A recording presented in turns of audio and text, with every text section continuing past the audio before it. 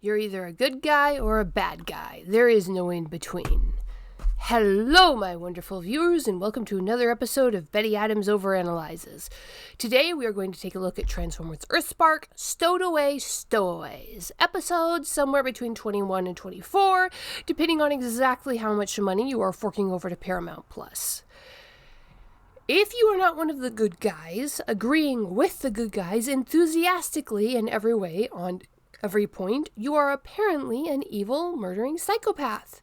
To sum this episode up in a nutshell.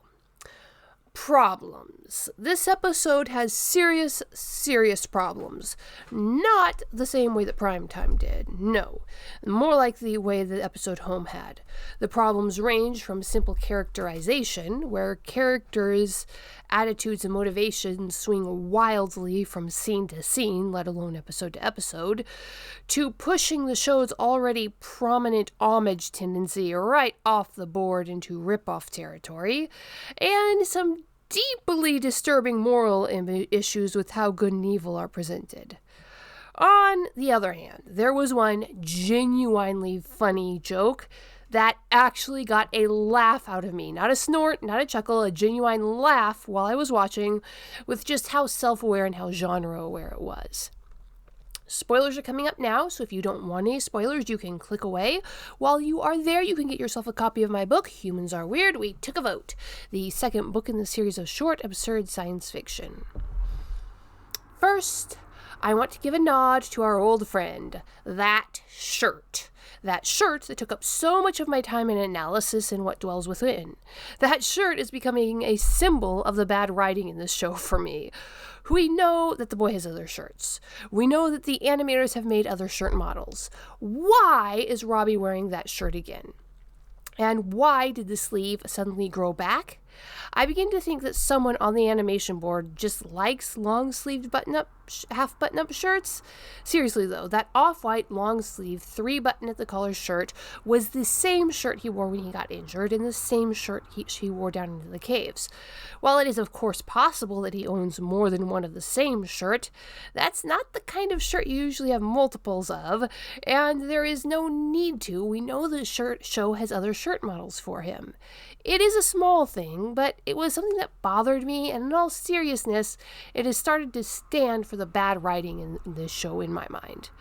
But that aside, there's not going to be much positive commentary in this review and analysis, and that's not the kind of review I like to do, so I want to at least start off on a positive note.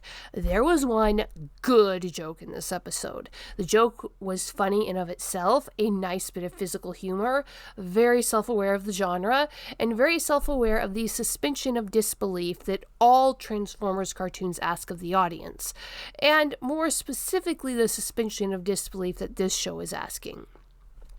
Remember that little training orb from the previous episodes? The one that Nightshade made. It floats, shoots lasers, has a few kinks in the programming that make it turn on its creator occasionally. Well, Bumblebee asks to borrow it, and I fondly rolled my eyes at the concept of a kid genius like Nightshade, literally less than a year old, being able to produce a product that will be useful to Bumblebee on an intense spy mission. However, there is something that is solidly 100% within the realm of what a show aimed at kids would expect us to believe. It is reasonable suspension of disbelief in its most perfect form. This little robot shows several useful features, including floating, dodging between the lasers of a laser grid, and offering useful and annoying suggestions that make sense given its intended purpose. And it starts actually to show logical limitations given that it was designed to be a training bot and was not deliberately modified to go on a mission. Then comes the joke. There are door security controls that need to be hacked. The little bot scans the control panel, and I fondly rolled my eyes again. Up to this point, it's been showing logical limitations, but clearly this robot, built by a child for combat training, is going to show the skill and ability to remotely hack the security system of a military base. That is what happens in this scene.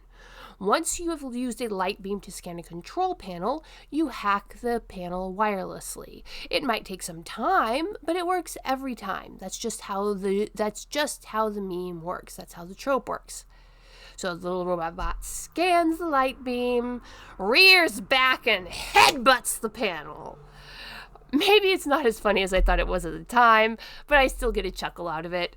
Whoever wrote the joke knows the science fiction genre. They know what we were expecting, and they knew how to subvert it logically within the rules of the world and within the rules of the science fiction genre as a whole. Now, logically, there is no reason that destroying the panel would open a door, but that was a trope that was set by the very first Star Wars movies. So again, reasonable suspension of disbelief. That is good humor, and it was surrounded by tropes that feel like old friends. Now, given how many times the hero has broken into the villain's stronghold by blowing smoke into the corridor to expose the laser tripwires, you would think that villains would have figured out to set the alarms to go off when the beam was interrupted by a lot of smoke. On the other hand, cold, hard life experience tells me that a laser grid that sensitive would simply be going off constantly with false alarms, so maybe villainous stupidity TM can be pardoned in this case. Now, on to the things that I find less amusing. Agent Scrolder, anyway, guy with the glasses. I have some thoughts about that. I had speculated that he was on a different page from his sister. His introduction to us in that dark forest showed him saving Robbie from his overeager soldiers and acting out of concern for Robbie's safety. Shoulder cares about the citizens of Earth and is genuinely motivated by a desire to protect them. I had theorized that he has known about the Terrans from the beginning, piecing it together from the children's absolute inability to stay out of sight in the early episodes, and that he simply chose to keep his mouth shut out of principle. They were obviously not Decepticons, but Earthlings born, or rather sparked on Earth soil. More importantly, they were part of the existing family. Ghost's mission was to handle Decepticons to protect the citizens of Earth. From any reasonable perspective, the Terrans fell solidly into the citizens category. It would make perfect sense for Agent Scroller to treat them as such and protect them from the rest of Ghost because of this consistent moral logic. This would lead to a reunion with Bumblebee, as Bee needing to protect the Terran Maltos from the rest of Ghost would be a very acceptable excuse. So I was, in a way, expecting the team-up that happened. I was also expecting some sort of consistent and principled explanation from Agent Shoulder. Instead, what we get is wildly bad acting and a level of immaturity that borders on bipolar personality disorder. From his reaction, it looks like Agent Shoulder did not know about the Terrans in the show. He did, however, have a blind fanboy faith in the goodness of Bumblebee that is ridiculously out of character for any adult, let alone a trained military officer. Schroeder's behavior swings wildly back and forth between what reads as sinister and manipulative to childishly infatuated. The show portrays him as either stupid or incompetent, believing the Terrans to be a threat, but being swayed by sentiment. The man depicted in the show is not a stable human being, let alone a mature adult. But he is, after all, revealed to be one of the good people. And the reason he is one of the good people is his blind fanboy faith in Bumblebee. It was a narm on so many levels. And this is part 1. These videos keep getting longer, and I've got a lot to say in the next section. But what do you think, my wonderful viewers? Am I just being too hard on what is, after all, a children's show? Is the message that anyone who doesn't blindly agree with the good people and just fanboy over their every decision really there? I'd love to hear what you think in the comments section. Hit that like and subscribe button, and peace out, my wonderful viewers. Do you love awesome science fiction books? Of course you do. If you check out the links below the video, you can get yourself a copy of Comedy or Tragedy. Humans Are Weird. I have the data. Humans Are Weird. We took a vote, and Humans Are Weird, Let's Work It Out are the 3 comedy short story books available on Amazon, Barnes & Noble, Kobo by Rakuten, Google Play.